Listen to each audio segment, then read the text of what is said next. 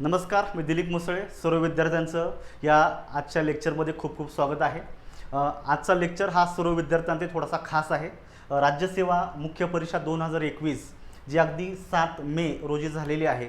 तर ह्या पेपरमध्ये इंग्रजी विषयाचे जे काही प्रश्न आले होते ऑब्जेक्टिव्ह पेपरमध्ये, या पेपरचं या ठिकाणी मी थोडं सविस्तरपणे विश्लेषण करणार आहे. गेल्या वर्षी जो काय पेपर झाला होता त्याचं देखील मी विश्लेषण केलं होतं आणि मोठ्या प्रमाणामध्ये विद्यार्थ्यांनी चांगला प्रतिसाद दिला आणि जसं विश्लेषण केलं त्या पद्धतीनंच आन्सर की देखील पडली होती. तर थोडंसं समाधान देखील वाटलेलं आहे. आता बऱ्याच विद्यार्थ्यांची डिमांड होत्या, तर त्या डिमांड खातीर मी हा एक लेक्चर या ठिकाणी बनवतो आहे. तर या ठिकाणी मी माझ्या पद्धतीने अगदी पॉसिबल आन्सर काय असू शकतात या ठिकाणी मी चांगलं मांडण्याचा प्रयत्न करतो आहे. विद्यार्थी मित्रांनो, हा लेक्चर दुसऱ्या दृष्टीने थोडासा खास आहे की या पेपरमध्ये विशेषतः जुने प्रश्न आणि नवीन यांचा चांगल्या पद्धतीने मिलाप तुम्हाला पाहायला भेटलेला आहे. बरोबर, जुने प्रश्न थोडेसे वेगळ्या पद्धतीनं प्रेझेंट करून तुम्हाला विचारलेले आहेत. त्यामुळे हा जो काय पेपर आहे हा इथून पुढे येणाऱ्या 1.5 ते 2 महिन्यांची काही गट ब ची जी काही मुख्य परीक्षा होणार आहे या परीक्षेच्या अनुषंगानं अतिशय महत्त्वाचं आहे. याच्यातून निश्चित तुम्हाला काहीतरी चांगलं घ्यायला मिळणार आहे की प्रश्न कसे येतात, एक्झॅक्टली लेवल काय असू शकते, कशा पद्धतीनं प्रश्नाची उत्तरं सिलेक्ट केली पाहिजे, अशा अनेक तुमच्या प्रश्नांची उत्तरं या ठिकाणी मिळणार आहे. इथून मागचा जो पेपर होते त्यांच्यामध्ये आणि ह्या पेपरमध्ये थोडासा फरक आहे. निश्चितच क्वालिटी मेंटेन करण्याचा त्यांनी छान पद्धतीनं प्रयत्न केलेला आहे आणि बेस्ट ऑफ द बेस्ट हा पेपर तुमच्या पुढे प्रेझेंट केलेला आहे.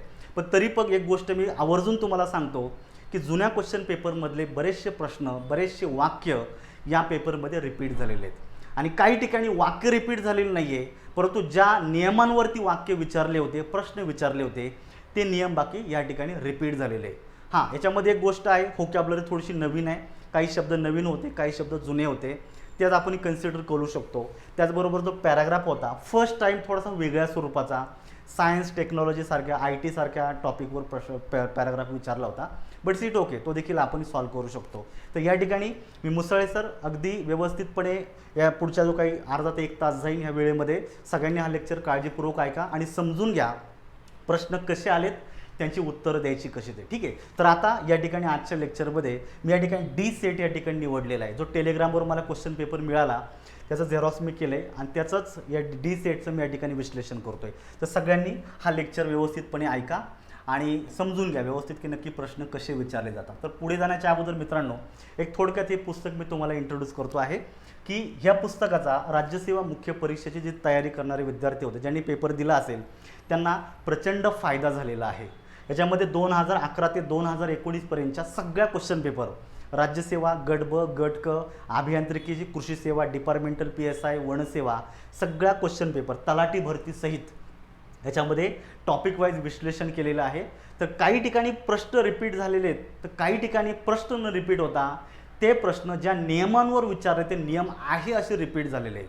त्यामुळे ज्याने कोणी हे पुस्तक वाचले असेल त्याला 35-36 मार्क आरामशीर क्रॉस करता येत होते. इतकं चांगल्या उत्कृष्ट दर्जाचं पुस्तक आहे.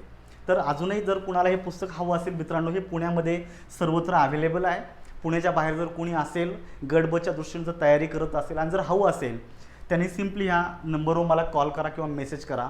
2-3 दिवसांमध्ये स्पीड पोस्टनी पुस्तक पाठवण्याची मी व्यवस्था करतो. चला सुरू करूया. आता या ठिकाणी सेट डी यामधला हा पेपर या ठिकाणी मी घेतलेला आहे. त्यामुळे प्रश्नसुद्धा सेट डीच्या क्रमाने दिलेले आहे. पहिला प्रश्न या ठिकाणी दिलेला आहे बघा, choose the alternative meaning opposite of the word Capitals in the given sentence. या ठिकाणी हा शब्द तुम्हाला इम्पॉर्टंट आहे, अपोजिट. म्हणजे तुम्हाला एक शब्द कॅपिटल केलेला आहे. अगदी थोडक्यात तुम्हाला अशा प्रकारचे जे प्रश्न आहे हे स्टाफ सिलेक्शन सारख्या पेपरमध्ये मोठ्या प्रमाणात विचारले जातात. CDS असेल त्या ठिकाणी देखील असे प्रश्न येतात. तर या ठिकाणी एक छोटंसं वाक्य दिलेलं आहे बघा, the plan as it only exist in embryonic form. Embryonic form या ठिकाणी एम्ब्रॉनिक हा शब्द आलेला आहे आणि मित्रांनो हा जो शब्द आहे ऑक्सफर्ड सारख्या डिक्शनरीमध्ये आहे असा आलेला आहे आणि त्याचे जे पर्याय देखील त्या ठिकाणी तुम्हाला सापडतात. त्यामुळे हे वाक्य म्हणजे हा शब्द इथून मागे पेपरला आला नव्हता, परंतु हा शब्द जुनाच आहे, एम्ब्रॉनिक. तर एम्ब्रॉनिक हा जो शब्द आहे याला आपण मराठीमध्ये म्हणू शकतो प्रारंभिक. लक्षात ठेवायचं, ज्याचा अजून पूर्ण विकास झालेला नाही आहे, जो डेव्हलप झालेला नाही आहे, जो त्याच्या प्रायमरी स्टेजमध्ये आहे विकासाच्या, अशा प्रकारचं स्टेज असते त्याला आपण एम्ब्रॉनिक असं म्हटलं जातं. तर याच्या विरोधी अर्थाचा शब्द विचारलेला आहे. ज्याचा विकास झालेला नाही याच्या विरोधात विकसित असा शब्द असला पाहिजे. तर पहिला दिला बघा अर्ली स्टेज. अर्ली स्टेज म्हणजे ज्याला आपण सुरुवातीची आपण अवस्था असं म्हणू शकतो, प्रारंभिक स्टेज असं म्हणू शकतो कुठल्याही गोष्टीची. तर हा एक सिमिलर मिनिंग होऊ शकतो. आपल्याला अपोजिट विचारल्यामुळे याला उत्तरामध्ये घ्यायचं नाही आहे. दुसरा दिलेला आहे ॲडव्हान्स. तर हा जर प्रारंभिक स्टेज असेल तर दुसरी ॲडव्हान्स स्टेज आहे, म्हणजे निश्चित याचा अपोजिट मिनिंग आहे. त्यामुळे माझं 2 नंबरचं उत्तर या प्रश्नाला आहे, लक्षात ठेवायचं. तरी आपण बाकीचं पाहूया. एम्ब्रॉईल नावाचा शब्द आहे. एम्ब्रॉईल ज्याला आपण म्हणू शकतो भांडणामध्ये ओढणे किंवा अशा रीतीनं जाणीवपूर्वक आपण भांडण करणे, लक्षात ठेवायचं. त्यामुळे भांडणाच्या संदर्भातला आहे याचा आणि या शब्दाचा सिनॉनिम आणि अँटोनिम या दोघांच्या कॉन्टॅक्टमध्ये काहीच अर्थ नाही आहे. त्यामुळे हे तर उत्तर होऊ शकत नाही आहे. आणि बघायचं एमॅनेशन नावाचा शब्द आहे. एमॅनेशन आपण उत्पत्ती असं म्हणूया, बरोबर आहे का, बिगिनिंग स्टेज असते ती सुद्धा. तर हा देखील याला अपोजिट होऊ शकत नाही. त्यामुळे पर्याय क्रमांक 2 हेच या प्रश्नाचं एक्झॅक्ट उत्तर आहे. आलं लक्षात. त्या ठिकाणी तुम्हाला एखादा शब्द दिला जाईल, तो शब्द मे बी कॅपिटल असेल, स्मॉल लेटरमध्ये असेल, व्हॉट एव्हर, तुम्हाला त्या शब्दाला सिनॉनिम अँटोनिम असे प्रश्न विचारले जातात. त्यामुळे पर्यायांपैकी तुम्हाला एक्झॅक्टली शोधायचे. आणि हे जे शब्द आहेत ना मित्रांनो, हे घाई गडबडीत व्यवस्थित पाहत चला, एक्झॅक्टली सिनॉनिम विचारले का अँटोनिम विचारले का. कारण पेपरच्या दरम्यान प्रचंड स्ट्रेस असतो. घाई गडबडीमध्ये आपल्याला एक्झॅक्टली काय विचारलं हे तुम्ही लक्षात ठेवत नाही, इथे चुका व्हायची संभावना जास्त असते. अशा प्रकारचा पॅटर्न येणाऱ्या परीक्षेमध्ये देखील गट ब मध्ये सुद्धा विचारला जाण्याची शक्यता दाट आहे, व्यवस्थित लक्षात ठेवा. नेक्स्ट प्रश्न या ठिकाणी दिलेला आहे, बघायचा आता. Choose the word or words having the same meaning. या ठिकाणी शब्द दिलेला आहे सेम मिनिंग म्हणजे सिनॉनिम. आलं लक्षात. Same meaning as the word in capital in the given sentence. तुम्हाला एक वाक्य दिलेलं आहे बघायचं या ठिकाणी, आणि त्या वाक्यामध्ये एक शब्द कॅपिटल दिलेला आहे, त्याच शब्दाचा सिनॉनिम तुम्हाला शोधायचा आहे. बघा, we have to tolerate each others little foibles. FOIBLES foibles आपला शब्द विचारलेला आहे. तर फायबल्स इट मीन्स व्हॉट. फायबलचा अर्थ काय होतो, ज्याला आपण म्हणू शकतो अ मायनर विकनेस. एक ज्याला आपण एक छोटीशी कमजोरी असू द्या का, ती आपण नेहमी आपण इग्नोर केली जाते, जास्त त्याला वेटेज देत नाही. एखादी छोटीशी कमजोरी असेल किंवा ज्याला आपण म्हणू शकतो की एक्सेंट्रिसिटी, ज्याला आपण मानवी स्वभावातील जो विक्षिप्तपणा असतो, बरोबर आहे ना, एखाद्या व्यक्तीच्या स्वभावातील विक्षिप्तपणा, एखादी छोटीशी कमजोरी, याला आपण फायबल्स असं म्हणूया. मग याच अर्थाचे शब्द कुठले आहेत तर बघा, आयडिओक्रिन्सिसी आपण म्हणू शकतो. तर हा शब्द याला सिनॉनिम होतोय, हा बरोबर आहे. फेबल हा शब्द वेगळा आहे, सगळ्यांना माहिती, ज्याला आपण नीतिकथा म्हणूया, दंतकथा म्हणूया, त्याचा आणि याचा काहीच संबंध नाही. त्यामुळे बी उत्तरात येता कामा नये. आणि जे तिसरा राहिलेला आहे तो म्हणजे आपल्याला इन्फर्मिटी. इन्फर्मिटीचा अर्थ देखील फायबल्ससारखाच आहे. इन्फर्मिटी ज्याला आपण म्हणू शकतो शारीरिक असेल किंवा मानसिक दुर्बलता, त्याला आपण विक्षिप्तपणा ज्याला आपण म्हणू शकतो. त्यामुळं सी आणि ए ह्या दोघांना आपण उत्तरामध्ये घेऊ शकतो सिनॉनिमसाठी. त्यामुळं ए आणि सी उत्तरामध्ये जर घ्यायचं असेल तर पर्याय क्रमांक 3 मध्ये दिलेलं उत्तर हे तुमचं बरोबर आहे. आणि दुसऱ्या पद्धतीनं आपण शोधू शकतो. बी जर उत्तरात येत नाही तर हा पर्याय इथं गेला, या ठिकाणी बी आहे हा पर्याय इथं गेला, आणि या ठिकाणी पण बी आहे हा पर्याय इथं गेला. तर एक गोष्ट तर तुम्हाला कळते ना, जर बी जर उत्तरात नसेल तर 3 पर्यायांमध्ये बी ऑलरेडी दिलेलं आहे, म्हणजे 3 पर्याय गेले, एकच पॉसिबिलिटी राहिली, त्याला उत्तर देऊ शकता. ह्या पद्धतीने एलिमिनेशन तुम्ही करू शकता आणि उत्तरापर्यंत तात्काळ पोहोचू शकता. ही मेथड विसरू नका. नेक्स्ट प्रश्न या ठिकाणी विचारला आहे बघा, which all of the following prefixes meaning all correctly befit the word वरस.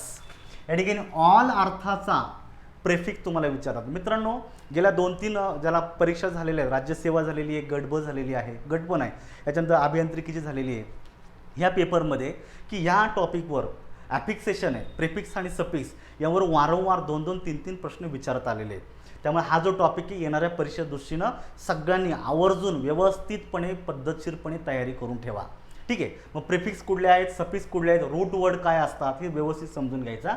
आणि तुम्हाला काय विचारलेले ऑल, तर हा ऑल असा अर्थाचा तुम्हाला काय विचारलेले प्रेफिक्स. तर मित्रांनो, एक रूट वर्ड असतो, लक्षात ठेवायचं. त्या रूट वर्डच्या आधी जे जोडलं जातं त्याला प्रेफिक्स म्हटलं जातं, आणि नंतर जे जोडलं जातं त्याला सफिक्स असं म्हटलं जातं, लक्षात ठेवायचं. आपल्याला प्रेफिक्स विचारले म्हणजे आधी जोडलं पाहिजे. तर बघायचं आता, मोनोचा अर्थ सिंगल असा होतो आहे. काय होतो आहे, सिंगल. त्यामुळे ऑल होणार नाही, त्यामुळे पर्याय या ठिकाणी गेला. प्रो हा वेगळा शब्द आहे. प्रोचा अर्थ होतो इन फेवर ऑफ किंवा इन्स्टेड ऑफ. जसं आपण प्रोनाऊन शब्द आहे, नाऊन ऐवजी जो वापरला जातो त्याला प्रोनाऊन असं म्हणूया, बरोबर आहे की नाही. त्यामुळे तो शब्द देखील याच्यामध्ये होणार नाही, लक्षात ठेवायचं.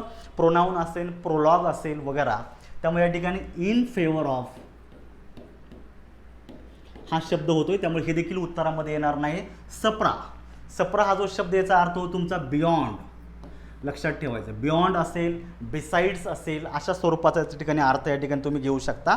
त्यामुळे हा देखील याच्यामध्ये होणार नाही. याच्यासाठी आपण म्हणू शकतो सप्रा ऑर्बिटल असा प्रकारचा एखादा शब्द या ठिकाणी घेऊ शकतो. आता एकच राहिला, तो नक्कीच उत्तर असला पाहिजे, तो म्हणजे ओमनी. ओमनीचा अर्थ ऑल असा होतो, लक्षात ठेवा. ओमनीचा अर्थ ऑल असा होतो आहे. त्याचबरोबर ओमनीचा अर्थ एव्हरी देखील होतो, लक्षात ठेवायचं. एव्हरीव्हेअर देखील होऊ शकतं, WHERE. जसं लिटरेचरमध्ये जे नॉव्हेल लिहिली जातात त्याला ओमनिसियंट नॅरेटिव्ह टेक्निक असं म्हटलं जातं, ज्याला आपण म्हणूया first person, second person, third person अशा वेगवेगळ्या माध्यमातून जे लिटरेचर लिहिलं जातं त्याच्यापैकी ओमनिसियंट नॅरेटिव्ह, ऑल नोईंग अशा प्रकारचा आहे. तर हा एक कॉन्टॅक्ट देखील दिलेला आहे, याला आपण ऑल असं म्हणू शकतो. तर ओमनीव्हरस हा शब्द या ठिकाणी अगदी फिट बसतो आहे, त्यामुळे डी उत्तरामध्ये आलं पाहिजे. आता लक्षात ठेवायचं 4 नंबरचा पर्याय आपला बरोबर आहे, पण ह्याच्या खाली जे फायनल आन्सर दिलेले आहेत त्यामध्ये बघा डी या ठिकाणी 3 मध्ये दिलेला आहे, त्यामुळे या ठिकाणी याला 3ला मार्क करा. बऱ्याच वेळा काय होतं, तुम्ही चौथा पर्याय ना चौथ्याला मार्क देण्याचा प्रयत्न करता, पण चौथ्यात भलतंच काहीतरी असतं. गेल्या पेपरपासून असेच पॅटर्न बनत चाललेले आहे, जिथं तो स्ट्रेस मॅनेज करतो विद्यार्थी, शांततेमध्ये विचारपूर्वक व्यवस्थितपणे उत्तर देतो, त्याला ह्या गोष्टी बरोबर मॅनेज करता येतात. नाही तर इंग्लिशसारख्या पेपरमध्ये 2-3 जरी मिस्टेक झाला तरी खूप काही बदल होऊ शकतो, लक्षात ठेवा. आणि मेरिटमध्ये खूप चेंजेस होऊ शकतो. असं करू नका, शांततेनं विचारपूर्वकच उत्तर द्यायच्यात, हे काळजीपूर्वक लक्षात ठेवा. नेक्स्ट या ठिकाणी आपल्याला बघायचं आहे, the tall girl wearing a blue frock is my cousin. तुम्हाला वाक्य दिलेले आणि विचारले which is the noun phrase in the sentence. जास्त वेळा नाऊन फ्रेजवर प्रश्न आलेला नाही आहे, परंतु इथून पुढे मित्रांनो तुम्हाला माहीत असणं गरजेचं आहे. गट बचे विद्यार्थी जे कोणी असतील त्यांनी जाणीवपूर्वक ही गोष्ट लक्षात ठेवा. Noun phrase, adjective phrase, verb phrase, prepositional phrase आणि ॲडवर्ब फ्रेज, हे 5 प्रकार आहेत फ्रेजेसचे. हे प्रकार व्यवस्थित करून ठेवा. पैकी आज काय विचारलं तुम्हाला, नाऊन फ्रेज विचारली. तर नाऊन फ्रेज काय असतं मित्रांनो, तर नाऊन फ्रेजमध्ये लक्षात ठेवायचा हेड वर्ड असतो तुमचा नाऊन. लक्षात ठेवायचं, नाऊन फ्रेजमधला मुख्य शब्द असतो तुमचा नाऊन. तर याच्या आधी काहीतरी असतं, याच्यानंतर पण काहीतरी असू शकतं. तर नाऊन फ्रेजमध्ये 2 गोष्टी अगोदर येऊ शकतात. त्यातला पहिला तुमचा डिटर्मिनर. लक्षात ठेवायचं, डिटर्मिनर येऊ शकतो, त्याच्यामध्ये आर्टिकल असेल, पॉझेसिव्ह केसमधलं प्रोनाऊन देखील येऊ शकतं, ॲडजेक्टिव्ह देखील येऊ शकतं. प्रोनाऊन ॲडजेक्टिव्ह येतं आणि बरेच शब्द डेमॉन्स्ट्रेटिव्ह वगैरे या ठिकाणी डिटर्मिनरमध्ये येतात. तर डिटर्मिनर हा आधी येऊ शकतो. डिटर्मिनरच्या नंतर 2 नंबरला अतिशय महत्त्वाचा शब्द येऊ शकतो, ते म्हणजे प्री मॉडिफायर. प्री मॉडिफायर ही तुम्हाला मी नाऊन फ्रेजची रचना सांगतोय. नाऊन फ्रेज कशी बनते, तर नाऊन फ्रेजमध्ये हेड वर्ड असतो नाऊन, त्याच्या अगोदर प्री मॉडिफायर पॉसिबल आहे आणि त्याच्या अगोदर डिटर्मिनर. हे 2 शब्द अगोदर येऊ शकतात, डिटर्मिनर, प्री मॉडिफायर आणि नाऊन. आणि नाऊनच्या नंतर अजून एक घटक पॉसिबल आहे, तो आहे तुमचा पोस्ट मॉडिफायर. पोस्ट मॉडिफायर लक्षात ठेवायचं. तर प्री म्हणजे अगोदर, पोस्ट म्हणजे नंतर. तर या ठिकाणी तुम्हाला काय विचारलेलं आहे, the tall girl wearing a blue frock is my cousin. याच्यामध्ये हेड वर्ड कुठला आहे, गर्ल हा शब्द नाऊन आहे, त्यामुळे ही नाऊन फ्रेजमधला हेड वर्ड तुम्ही शोधला. त्याच्या अगोदर 2 शब्द दिलेले बघायचं, द टॉल गर्ल. तर लक्षात ठेवा, द हे आर्टिकल हे झालं तुमचं डिटर्मिनर आणि प्री मॉडिफायरमध्ये ॲडजेक्टिव्ह आलेलं आहे टॉल. त्यामुळे डिटर्मिनर, प्री मॉडिफायर, गर्ल हा शब्द नाऊन आहे आणि याच्यानंतर एक फ्रेज दिलेली बघायचं, wearing a blue frock. He phrase आलेली, ही फ्रेज नामाचीच मॉडिफाईड करतं, नामाविषयीच आलेली आहे, लक्षात ठेवायचं. त्यामुळे याला जनरली आपण काय म्हणू शकतो, प्री मॉडिफायर. ही संपूर्ण the tall girl wearing a blue frock ही संपूर्ण जी फ्रेज आहे याला नाऊन फ्रेज म्हणू शकतो, कारण या संपूर्ण फ्रेजमधला हेड वर्ड नाऊनच आहे. त्यामुळे ही नाऊन फ्रेज आहे आणि तुम्हाला नाऊन फ्रेज शोधायची आहे. त्या ठिकाणी पर्याय क्रमांक 4 मध्ये उत्तर दिलेलं आहे. एखादा मुलगा म्हणजे टॉल गर्ल एवढंच असू शकेल का, तर नाही. याच्यामध्ये पोस्ट मॉडिफायर देखील याचाच भाग असतात, त्यामुळे त्याला सोबत घ्यायचं, सोडून द्यायचं नाही. बऱ्याच वेळा एखादा क्लॉज असेल, ॲडजेक्टिव्ह क्लॉजसुद्धा प्री मॉडिफायरमध्ये येऊ शकतो, तो देखील नाऊन फ्रेजचाच पार्ट असतो, हे लक्षात ठेवा. त्यामुळे पर्याय क्रमांक 4 हे माझं एक्झॅक्ट उत्तर ह्या प्रश्नाचं आहे. आता पुढचा जो काही प्रश्न या ठिकाणी आपल्याला पाहायचा आहे मित्रांनो, हा पॅराग्राफ होता. आता पॅराग्राफवर मी जास्त सध्या बोलत नाही आहे, शक्य झालं तर मी नंतर एक सेपरेटली लेक्चर घेईन या ठिकाणी. एक्झॅक्टली हा जो पॅराग्राफ आहे थोडा वेगळ्या पद्धतीचा विचारला होता. मी माझ्या यूट्यूब चॅनलवर अशा रीतनं पॅराग्राफ कसा सॉल्व्ह करायचा याच्या संदर्भात एक सेपरेट व्हिडिओ देखील टाकलेला आहे. जर वेळ असेल तर तुम्ही नक्की पहा, तो ऐका एकदा. एक वेगळा ज्याला आपण IT फील्डचा सायन्स अँड टेक्नॉलॉजीच्या संदर्भातला हा पॅराग्राफ दिलेला आहे. त्याच्यामध्ये वेगवेगळ्या कंपन्या असेल, मायक्रोसॉफ्ट आहे, IBM आहे, बरोबर आहे, त्याच्यानंतर गुगल आहे. तर यांच्यामार्फत काही संकल्पना या ठिकाणी व्यक्त केलेल्या आहेत. तर आता मी यांची डायरेक्टली उत्तर मी तुम्हाला इंट्रोड्यूस करतो. लक्षात ठेवा, मी पॅराग्राफ पूर्ण वाचलेला आहे, समजून घेऊन त्याची उत्तरं मी तुम्हाला इंट्रोड्यूस करतो. तर या ठिकाणचं लक्षात ठेवायचं आहे की हा जो काय पहिला प्रश्न या ठिकाणी दिलेला आहे बघायचं, याच्यामध्ये 55 नंबरचा बघा. The 3 software companies which have develop in quantum computing is collaborations are. याच्यामध्ये कशाचा समावेश होतो, याच्यामध्ये जनरली लक्षात ठेवायचं आहे, याच्यामध्ये बघायचं गुगल आहे, IBM आहे आणि मायक्रोसॉफ्ट आहे. ए उत्तरामध्ये येणं गरजेचं आहे. ए जो आहे हा पर्याय क्रमांक 2 मध्ये येतो, तर 2 नंबरचं उत्तर तुमचं बरोबर आहे. पुढचा दिला आहे बघा, significant contribution by Accenture and first qubit would be in the field of. या ठिकाणी तुम्हाला विचारलेलं आहे. तर याचं देखील उत्तर जे आहे हे जनरली आपल्याला याच्यामध्ये द्यायचे बघा. 3 उत्तरामध्ये येते. बी उत्तरामध्ये येणारे बघायचं बी, याच्यामध्ये बघायचं पॅरासिटिमल and solution to computing impediment, याच्यामध्ये हे उत्तरामध्ये येते. पर्याय क्रमांक 3 हे उत्तरामध्ये आलं पाहिजे. नेक्स्ट या ठिकाणी बघायचं आहे 57 नंबरसाठी मी आम्हाला डायरेक्टली सांगतो, पर्याय क्रमांक 1 हे उत्तर आहे. तुमचे उत्तर एकदा चेक करा. पुढचं या ठिकाणी दिलेलं बघा 58 नंबरसाठी पर्याय क्रमांक 2 म्हणजे ए हे उत्तरामध्ये येतं. इम्प्रूव्ह याचे काही शब्द दिले बघा, पर कप. वाक्य जर तुम्ही जर पॅराग्राफमध्ये जर वाचलं तर तुमच्या लक्षात पर कपचा अर्थ होतो विकसित, इम्प्रूव्ह होत जाणे. त्यामुळे इम्प्रूव्ह हे उत्तर तुमचं बरोबर आहे. ए हा 2 मध्ये असल्यामुळे पर्याय क्रमांक 2 हे उत्तरामध्ये येतं. पुढचा जो प्रश्न आहे म्हणजे एकच प्रश्न थोडा सिनॉनिमच्या कॉन्टॅक्टमध्ये आलेला आहे, बाकीचे सगळे फॅक्च्युअल स्टेटमेंट तुम्हाला विचारलेले आहे. 59 नंबरचा बघा, व्हॉट डज आजुरे क्वांटम डू. या ठिकाणी तुम्हाला शेवटच्या पॅराग्राफमध्ये ह्या प्रश्नाचं देखील उत्तर मिळतं आहे. तर provides pre build solution to software and hardware याच्यामध्ये उत्तरामध्ये येऊ शकतं. त्याचबरोबर बघा, provides access to developers and customers to compete quantum offerings on the market, हे 2 मध्ये येतात. इम्प्रूव्ह द इंजिनिअरिंग क्वांटम हे येत नाही आहे आणि सुपरवायझर्स इकोसिस्टम हे देखील उत्तरात येत नाही. त्यामुळे ए आणि सी तुमच्या उत्तरामध्ये येणं आवश्यक आहे. पर्याय क्रमांक 3 हे माझं उत्तर आहे. अपेक्षा करतो तुम्हाला या प्रश्नाचे उत्तर तुम्हाला समजलेली असतील. आता आपल्या पुन्हा एकदा ऑब्जेक्टिव्ह याच्याकडे जाऊयात. आता एक प्रश्न विचारला बघा, या ठिकाणी 2 वाक्यांमध्ये एक शब्द सारखाच आलेला आहे, पण 2 वाक्य वेगवेगळ्या स्वरूपाची आहे. त्यामुळे शब्द एकच आहे, तो ज्या कॉन्टॅक्समध्ये वापरला आहे त्या कॉन्टॅक्च्युअल त्याचा मिनिंग तुम्हाला विचारला आहे. Words and their meaning in their कॉन्टॅक्सप्रमाणे त्या शब्दाचं मिनिंग विचारलं आहे. पहिलं वाक्य आहे, she had and edged in her voice. तिच्या आवाजामध्ये आपण का असं शार्पनेस आहे, असा अर्थ तुम्ही एजचा घेऊ शकता. दुसरं वाक्य आहे, they have and edged over their rivals. Rival म्हणजे शत्रूंच्यावर त्यांच्यावर काहीतरी असणे ॲडव्हान्टेज आहे. त्यामुळे या ठिकाणी पहिल्या वाक्यामध्ये शार्पनेस उत्तर येतं आणि दुसऱ्या वाक्यामध्ये ॲडव्हान्टेज आहे. पर्याय क्रमांक 4 हे या प्रश्नाचं एक्झॅक्ट उत्तर आहे.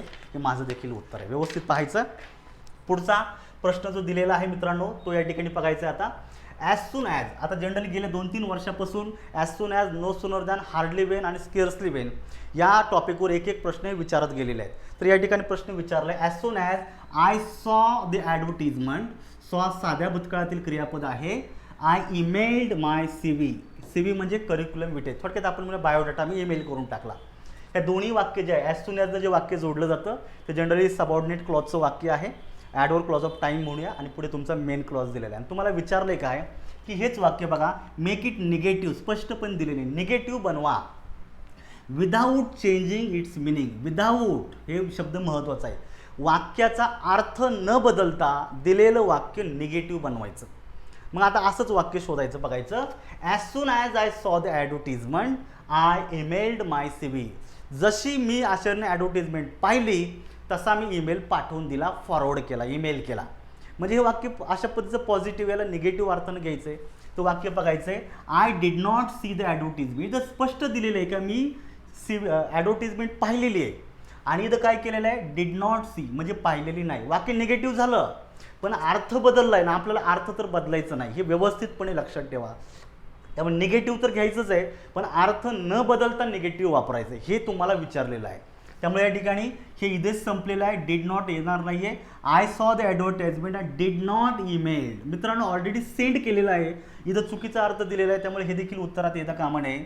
आय नेवर सॉ द ॲडव्हर्टिजमेंट. नेवर हा निगेटिव्ह वर्ड आहे, मी ऑलरेडी पाहिलेली आहे ॲडव्हर्टीज, बरोबर आहे का, ॲडव्हर्टिजमेंट ऑलरेडी पाहिलेली आहे, त्यामुळे नेवर कसं काय येणार. त्यामुळे चुकीच्या पद्धतीनं निगेटिव्ह दिलेलं आहे. वाक्य सगळी निगेटिव्ह आहे, परंतु अर्थ बदलतात आणि आपल्याला अर्थ बदलायचा नाही. त्यामुळे एकच राहिलेला तो म्हणजे नो सूनर दॅनची रचना, का जे निगेटिव्ह होतं पण वाक्याचा अर्थ बदलत नाही. बघायचं, no sooner did I see the advertisement than I emailed my CV. आता नो सूनर दॅनची रचना कशी असते मित्रांनो, नो सूनरच्या नंतर वाक्यामध्ये सहाय्यकारी क्रियापद घ्यायचं.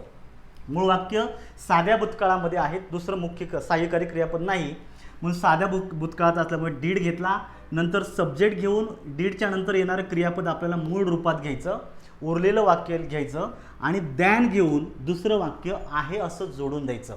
पर्याय क्रमांक डी हे उत्तरात येणं अपेक्षित आहे. याच्यामध्ये 61ला डी असणारा जो काय पर्याय आहे, डी इज करेक्ट, त्यामुळे पर्याय क्रमांक 4ला मार्क करा. आलं लक्षात कसं केलेलं आहे.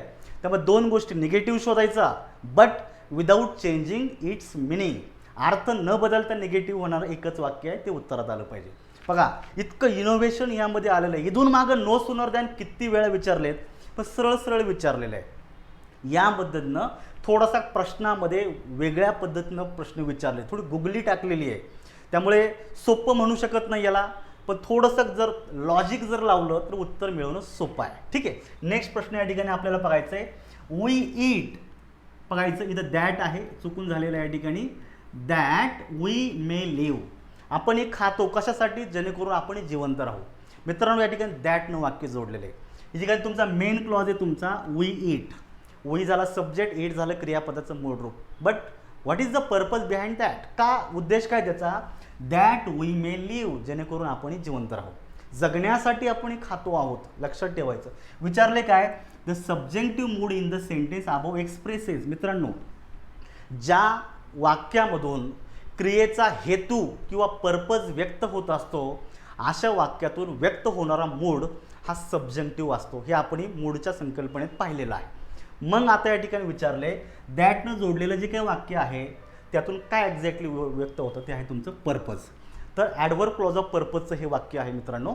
याच्यामध्ये या ठिकाणी दॅट हा शब्द आलेला आहे, याच्या व्यतिरिक्त अजून काय शब्द येऊ शकतात बघायचं. दॅट आहे, इन ऑर्डर दॅट आहे, हा एक शब्द याच्यामध्ये पॉसिबल आहे.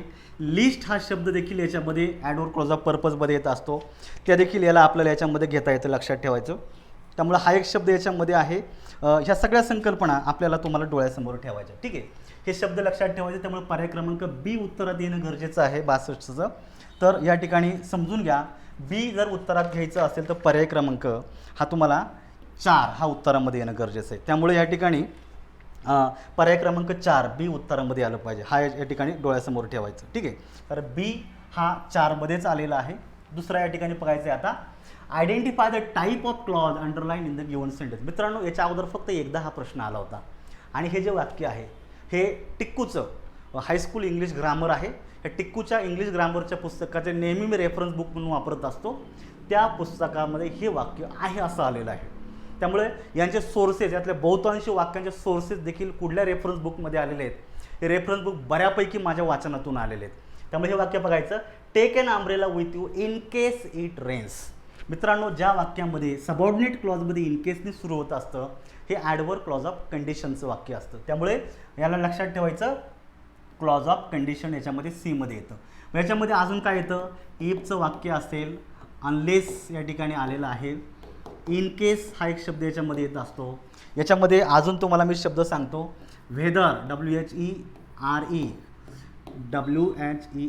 त्याच्यानंतर प्रोव्हाइडेड, PROVIDED, प्रोव्हाइडेड एक आहे, प्रोव्हाइडेड दॅट हा देखील यांनी जोडलं जातं, लक्षात ठेवायचे. पुढे येतं ऑन कंडिशन दॅट.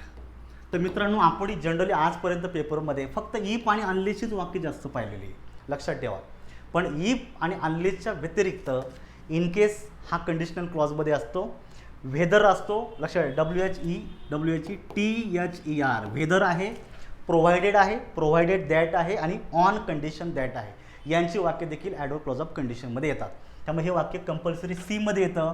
सी तर 3 मध्ये दिल्यामुळे पर्याय क्रमांक 3 हे तुमच्या प्रश्नाचं एक्झॅक्ट उत्तर आहे. आलं लक्षात. नेक्स्ट बघायचं आता, choose the sentence with correct punctuation mark. तुम्हाला करेक्ट पंक्च्युएशन विचारलेलं आहे. पंक्च्युएशनवर एखादा प्रश्न येतच असतो. त्यामुळे मित्रांनो, गट ब गट कच्या पेपरच्या दृष्टीनं ॲटलिस्ट हा टॉपिक बारकावेनं वाचून घ्या. असे छोटे मोठे टॉपिक आपण नेहमी निग्लेक्ट करतो, परंतु आता लक्षात ठेवा, प्रत्येक मार्क महत्त्वाचा आहे आपल्याला, सोडू नका. पुढे बघायचं आता, my brother gave me a watch. मित्रांनो, हा वाक्याचा कर्ता आहे आणि क्रियापद आहे, बरोबर आहे, साध्या भूतकाळातलं. इथं अनावश्यक कॉमा दिलेला आहे, काहीच गरज नाही, विधानार्थी वाक्य आहे ना. My brother gave me a watch, सरळ वाक्य होतं, इथं कॉमा द्यायची काहीच गरज नाही, तिथं तुमचं वाक्य चुकलेलं आहे. दुसरं वाक्य बघा, my brother gave me a watch. माझ्या भावाने मला वॉच दिलं, घड्याळ दिलं. इथं सेमीकोलन दिलेलं आहे आणि to my sister a pen. ही रचना अगदी ग्रॅमॅटिकली करेक्ट आहे. त्यामुळे इथं सेमीकोलनचा वापर बघा एकदा आणि कॉमाचा वापर बघा, हे उत्तर तुमचं येऊ शकतं 100%. माय ब्रदर इथं चुकीच्या पद्धतीने सेमीकोलन दिलेले, गरज नाही. त्याचबरोबर या ठिकाणी उद्गारवाचक चिन्हाची देखील गरज नाही, कारण वाक्य एक्सक्लामेटरी नाहीच आहे, हे देखील गेलं. My brother gave me a watch, हा वाक्यामध्ये ऑब्जेक्ट आहे दोन्ही, या ऑब्जेक्टच्या मध्ये कॉमा देण्याची गरज नाही आहे, बरोबर आहे. My brother gave me a watch to my sister a pen. मग या ठिकाणी कॉमा देणं गरजेचं होतं, या ठिकाणी चुकीच्या पद्धतीने दिल्यामुळे गेलेलं आहे. आता फक्त बी उत्तरामध्ये घ्यायचं आहे, तर तुम्ही जर चेक केलं तर ओनली बी असताना पर्याय क्रमांक 3 हे तुमच्या प्रश्नाचं उत्तर आहे आणि हे माझं देखील आन्सर आहे. व्यवस्थित बघायचं आता सगळ्यांनी. पुढचा दिलेला बघा, V dot dot a code of practice. या ठिकाणी तुम्हाला फ्रेझल वर्ब या टॉपिकवर तुम्हाला प्रश्न विचारला आहे, फ्रेझल वर्ब. आता वाक्य व्यवस्थित बघा तुम्ही, V dot dot a code of practice. Code of practice म्हणजे काय, थोडक्यात काही नियमावली असेल का ती आपल्याला थोडी फॉलो करावी लागते. तर या संदर्भात तुम्हाला 4 पर्याय दिलेले आहे. ॲप्रोप्रिएट फ्रेझल वर्ब वाक्यामध्ये तुम्हाला आपल्या प्लेस करायची आहे. वाक्यामध्ये तुम्हाला पहिली जी दिलेली बघा, सेट ऑफ. एखाद्या वेळेस आपण प्रवास सुरू करतो, टू बिगिन अ जर्नी ज्याला आपण म्हणूया, तो याच्यामध्ये येत असतो. तिथं जर्नीचा वगैरे काही संबंध नाही, त्यामुळे पहिला गेला. दुसरं बघायचं, सेट असाइड हा एक ठिकाणी दिलेला आहे, ज्याला आपण म्हणूया इग्नोर करणे, झुगारून देणे, दुर्लक्षित करणे, अशा स्वरूपाचा एक अर्थ आहे. तिसरं बघा, सेट फोर्थ आहे, ज्याला आपण म्हणूया व्यक्त करणे. लक्षात ठेवा, टू डिस्क्राईब करणे, व्यक्त करणे, ज्याला आपण म्हणूया शब्दांमध्ये मांडणे असं म्हणूया, हा देखील याच्यामध्ये अर्थ होतो आहे. आणि चौथा आहे सेट डाऊन, पेन घेऊन लिहित बसणे, लिहून काढले थोडक्यात. तर या ठिकाणी कोड अँड कंडक्ट वगैरे आपण काही लिहून काढत नाही आहे, थोडा अर्थाप्रमाणे पर्याय क्रमांक 3 हे उत्तर येतं. परंतु दुसरा पण एक बाजू लक्षात ठेवायची, याला जर आपलं निगेटिव्ह जर करायचं असेल तर हे जे काय कोड प्रॅक्टिस आहे याला आम्ही इग्नोर केलं असं जर आपण जर गृहीत धरलं तर पर्याय क्रमांक 2 देखील येऊ शकतो. त्यामुळे मित्रांनो, प्रामाणिकपणे सांगतो, एक्झॅक्टली आयोगाला काय अपेक्षा आहे यासाठी आपण ह्या प्रश्नासाठी थोडं आयोगावर डिपेंड राहूया आन्सर कीसाठी, ठीक आहे. पण याचं मोर ॲक्युरेट उत्तर हे तसं सीच आहे, 3 आहे. तरी पण याची थोडीशी चांगली पॉसिबिलिटी आहे. एक्झॅक्टली आयोगाची अपेक्षा काय हे जोपर्यंत क्लिअर होत नाही तोपर्यंत याचं उत्तर, कारण याचं पॉझिटिव्ह निगेटिव्ह दोन्ही पण रचना होऊ शकतात. त्यामुळे याचं उत्तरासाठी आपल्याला वेट करावं लागणार आहे. गेल्या पेपरमध्ये पण मी असंच केलं होतं. साधारणतः 5 प्रश्नांना मी सांगितलं होतं का इथं डाऊट आहेत, का इथं थोड्याशा चुका देखील आहेत आणि थोडे डाऊट आहेत, आणि बरोबर त्यातल्या 2 प्रश्नांची उत्तरं चेंज झाली आणि 3 प्रश्न रद्द झाले.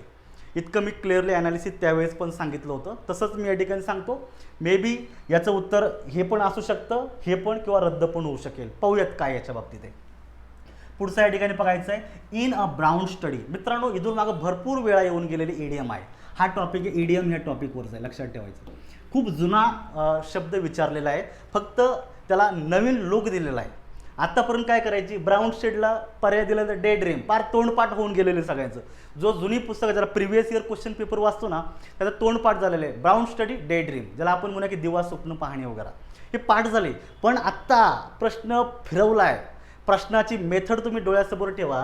तुम्हाला शब्द दिलेला आहे, त्याचे 3 समानार्थी शब्द दिलेले अर्थामध्ये, आणि एक ऑड आहे, तो ऑड वेगळा काढायचा आहे. आपल्याला काढण्यासाठी दिलेला आहे, ऑड काढायचा आहे का जो या इडियमचा मिनिंग नाही त्याला वेगळं करा आणि ते उत्तरात द्या.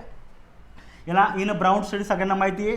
इन अ डे, ज्याला आपण म्हणू शकतो इन अ डे ड्रीम, हा उत्तरामध्ये यायला पाहिजे. म्हणजे हा याचा मिनिंग आहे लॉस्ट इन थॉट, आपल्या विचारामध्ये मग्न होणं, हे देखील याला समानार्थी आहे. आणि बघायचं आहे इन रिवायर, हा देखील लॉस्ट इन थॉटचाच अर्थ आहे. त्यामुळे 1, 2 आणि 3 हे समानार्थी आहे. फक्त इन डेलिबरेशन हा शब्द वेगळा आहे. मग इन डेलिब्रेशनचा जो अर्थ आहे हा तुमच्यासाठी माहीत असणं गरजेचं आहे. इन डेलिब्रेशन ज्याला आपण म्हणूया सावधपूर्वक विचार करणे, टू थिंक व्हेरी केअरफुली.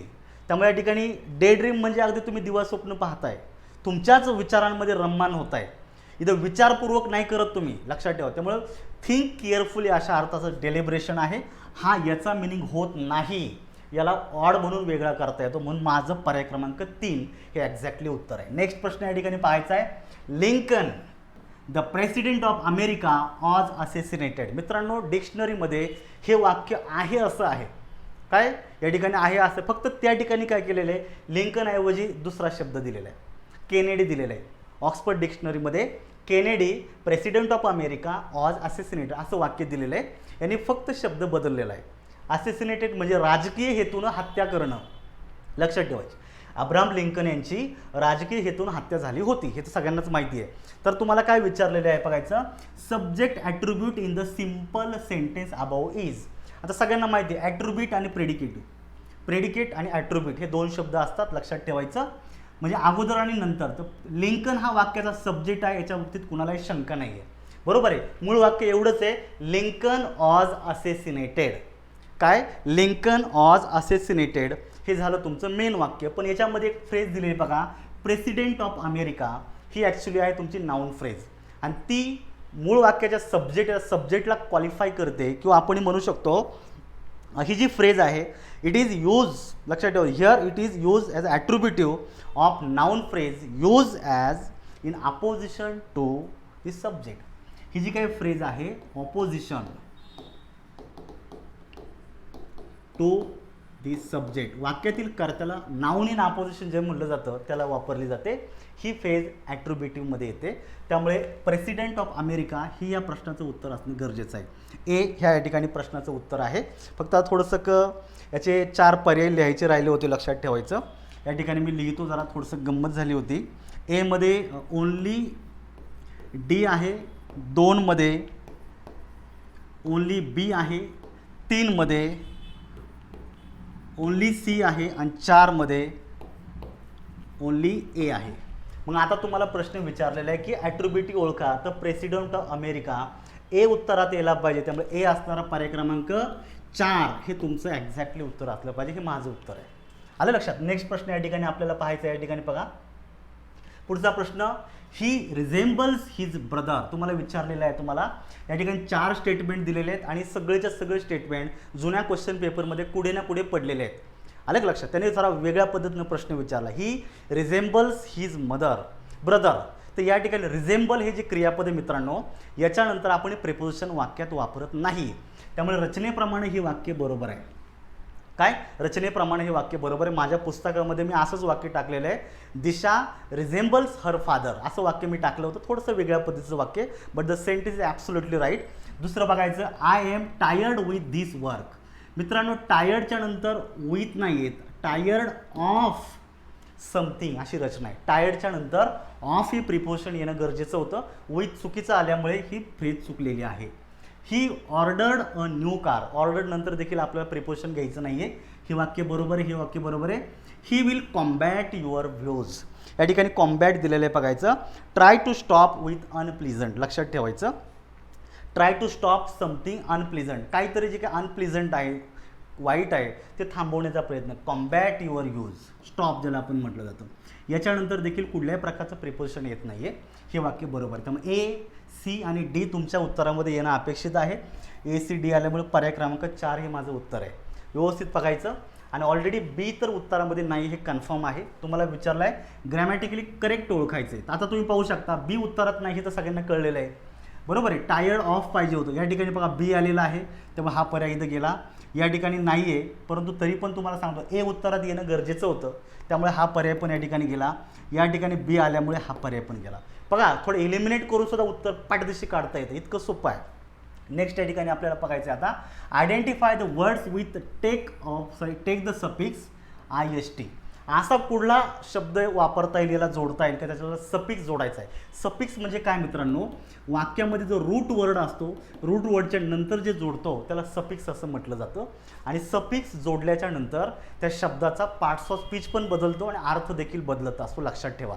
तर या ठिकाणी बघायचं हिरो दिलेला आहे. हिरोइस्ट असं कधी होत नाही, जनरली आपण हिरोइझम म्हणतो, त्यामुळे हे उत्तरात येणार नाही आहे. ॲट्रॅक्टिव्ह होतं, ॲट्रॅक्टिस्ट होत नाही आहे, त्यामुळे हे पण होणार नाही, कारण याचं IST जोडल्याच्या नंतर शक्यतो नाऊन तयार व्हायला पाहिजे, त्यामुळे हे असं होणार नाही आहे. फ्लूटचं फ्लुटिस्ट होतं आहे, FLUTIST, जो ई आहे याचं रूपांतर आयमध्ये लोप होऊन IST जोडता येतं. फ्लुटिस्ट हा शब्द बरोबर येईल. आणि लॉयलिस्ट याला IST जोडून लॉयलिस्ट देखील बरोबर येऊ शकतं. त्यामुळे C आणि D उत्तरात येणं थोडंसं जास्त ॲप्रोप्रिएट आहे. पर्याय क्रमांक 2 हे माझं उत्तर आहे. व्यवस्थित बघा, एकदा चेक करून तुमच्या लक्षात येईल. नेक्स्ट या ठिकाणी आपल्याला पाहायचं आहे आता, सॉरी जस्ट अ मिनिट हां या ठिकाणी बरोबर आहे. तुम्हाला नेक्स्ट या ठिकाणी पाहायचं आहे आता, choose the sentence with the meaningful sequence of words. या ठिकाणी पॅराजंबल सारखं वाक्य दिलेलं आहे की त्या शब्दांची रिअरेंजमेंट करायची आहे आणि ॲप्रोप्रिएट ग्रॅमॅटिकली आणि कॉन्टॅक्च्युअली बरोबर वाक्य तुम्हाला शोधायचं. बघायचं आता, he carried his clothes in a black heavy steel trunk. आता हा प्रश्न थोडासा मी पॅराजंबलचं बोललो, पण पॅराजंबलवर नाही आहे. ऑर्डर ऑफ ॲडजेक्टिव्ह ह्या घटक आहे. ऑर्डर ऑफ ॲडजेक्टिव्ह मित्रांनो, तुम्हाला माहीत पाहिजे, मी जे टेस्ट सिरीज घेतली होती त्या टेस्ट सिरीजमध्ये अशा प्रकारचे प्रश्न टाकले होते. त्यामुळे ज्यावेळी तुमच्या वाक्यामध्ये अशा प्रकारे 2, 3, 4 शब्द म्हणजे ॲडजेक्टिव्ह येतात, तर त्यांची ऑर्डर कशी पाहिजे याच्यासाठी नियम आहे. तर मी तुम्हाला या ठिकाणी इंट्रोड्यूस करतोय. बघायचं, ओपिनियन पहिले येणं आवश्यक आहे. जर 3-4 शब्द जर वाक्यात असतील, पहिलं ओपिनियन घ्यायचं आहे. 2 नंबरला साईज तुम्हाला येणं गरजेचं आहे. 3 नंबरला बघा फिजिकल क्वालिटी. फिजिकल क्वालिटी हा सिक्वेन्सनी येतोय, लक्षात ठेवायचं. त्याच्यानंतर तुम्हाला घ्यायचं शेप. शेपच्या नंतर तुम्हाला घ्यायचं एज, नंतर घ्यायचा कलर, लक्षात ठेवायचं. कलरच्या नंतर आपल्याला घ्यायचं आहे ओरिजिन, ORIGIN, ओरिजिन तुम्हाला घ्यायचं आहे. त्याच्यानंतर तुम्हाला घ्यायचं मटेरियल, मटेरियल यायला पाहिजे. आणि त्याच्यानंतर येतो तुमचा टाईप आणि नंतर तुमचा पर्पज. हे अशा प्रकारचे शब्द येतात. त्याच्यानंतर मे बी नाऊन येईल.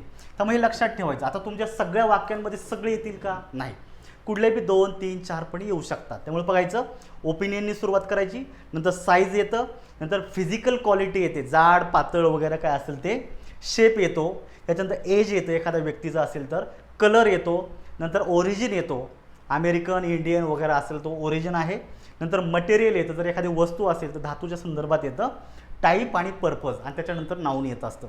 ही ऑर्डर आपल्याला लक्षात ठेवायची. बघायचं आता, he carried in a black heavy steel trunk. आता जर तुम्ही जर या ठिकाणी जर पाहिलं तर या ठिकाणी बघायचं, ट्रंक हा शब्द नाऊन आहे, याच्या अगोदर स्टील हे मटेरियल आलेलं आहे, हेवी आहे ते, तर या ठिकाणी त्याची हे झालेलं आहे. फक्त आता बघायचं, हेवी आणि ब्लॅक कलर याच्यानंतर येणं गरजेचं होतं, त्यामुळे हे वाक्य चुकलेलं आहे. बघायचं, हेवी ब्लॅक स्टील ट्रंक ही रचना बरोबर आहे आपल्या कॉन्टॅक्टप्रमाणे, त्यामुळे बी उत्तरात येणं गरजेचं आहे. हेवी स्टील ब्लॅक, आता तुम्हाला सांगितले मटेरियल सगळ्यात शेवटी येतं, कलर त्याच्या आधी येतो, हे या ठिकाणी गेलेलं आहे आणि हे देखील या ठिकाणी चुकलेलं आहे. त्यामुळे ओन्ली बी उत्तरात घ्यायचं आहे आपल्याला. ओन्ली बी या ठिकाणी पर्याय क्रमांक 1 मध्ये आहे, त्याला तुम्ही मार्क करू शकता. हे माझं उत्तर आहे. नेक्स्ट बघायचं, identify sentence indirect speech which express the command. हा शब्द महत्त्वाचा आहे मित्रांनो. थोडंसं इनोव्हेशन, थोडासा वेगळ्या टाईपचा प्रश्न विचारलेला आहे. कॉमनली जे स्पर्धा परीक्षेच्या बहुतांशी पुस्तकांमध्ये याचा उल्लेख नाही आहे. त्यामुळे बघायचं, command of the given sentence or example असं इनडायरेक्ट ओळखा, त्याच्यामधून त्यातून कमांड व्यक्त झाली पाहिजे. बघायचं आता, मूळ वाक्य दिलेलं आहे, द इन्स्पेक्टर सेड. आता जर एखादा व्यक्ती दुसऱ्याला कमांड देतो, आज्ञा देतो, याचा त्याच्याकडे ऑथॉरिटी आहे. तो इन्स्पेक्टर आहे, तो त्याच्या ज्युनियर लोकांना आज्ञा देतो आहे, मग त्याच्याकडे ऑथॉरिटी आहे. बरोबर आहे. Let no one touch the body, कुणालाच त्या बॉडीला स्पर्श करून देऊ नका.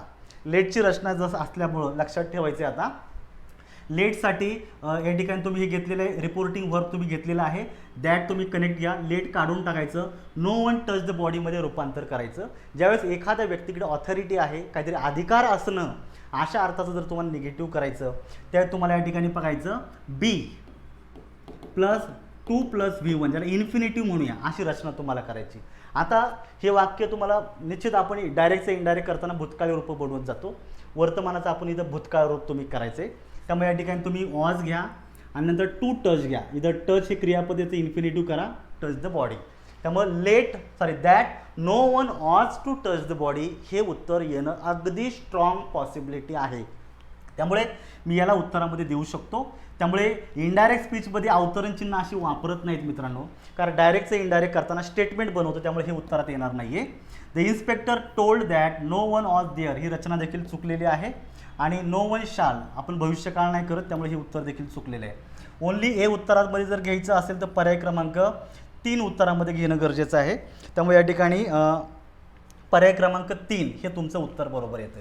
नेक्स्ट या ठिकाणी बघायचं आता, he has a busy schedule so he will be late. या ठिकाणी बी आलेला आहे, लक्षात ठेवा, ही विल बी लेट. आणि तुम्हाला काय विचारलेलं आहे की following simple form of the above sentence, या वाक्याचा सिम्पल फॉर्म बनवायचं. मित्रांनो बघायचं, ही विल बी लेट इथं पण एक वाक्य झालेलं आहे, हे पण एक आहे. हे 2 स्वतंत्र वाक्य, 2 क्लॉजेसची वाक्य ज्या तुम्हाला सिम्पल सेंटेन्स बनवायचं. काळजी एक घ्यायची, सिम्पल सेंटेन्समध्ये एकच सब्जेक्ट आणि एकच फायनाईट वर्ब असतं, असंच वाक्य शोधायचं.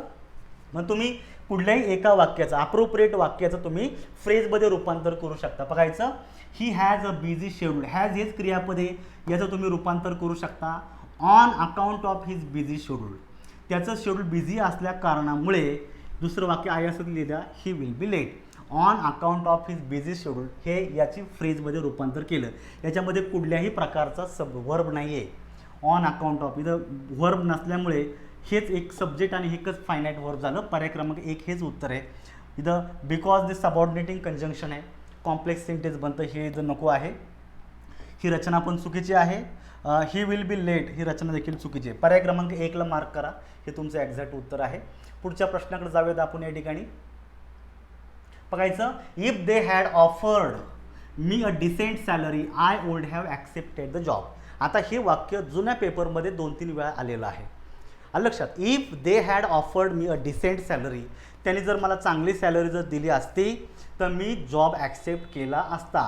इफच्या क्लॉजमध्ये पूर्ण भूतकाळ असेल तर जोडून देणाऱ्या मेन क्लॉजमध्ये ओल्ड हॅव प्लस क्रियापदाचं तिसरं रूप येत असतं. ही रचना बरोबर आहे, वाक्य ग्रॅमॅटिकली करेक्ट आहे. पण तुम्हाला वेगळ्या पद्धतीने विचारलं आहे, the condition express in the clause above is. तुम्हाला एक्झॅक्टली कंडिशन विचारलेली आहे मित्रांनो.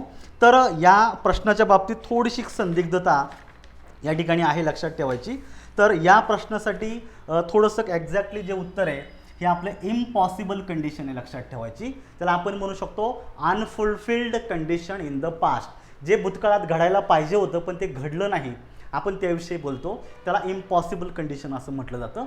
तर मोर ॲक्युरेट स्ट्रॉंग पॉसिबिलिटी जर उत्तराची जर असेल तर ए आहे, म्हणजे ए असणारा पर्याय क्रमांक 4 ही तुमच्या उत्तराची स्ट्रॉंग पॉसिबिलिटी आहे.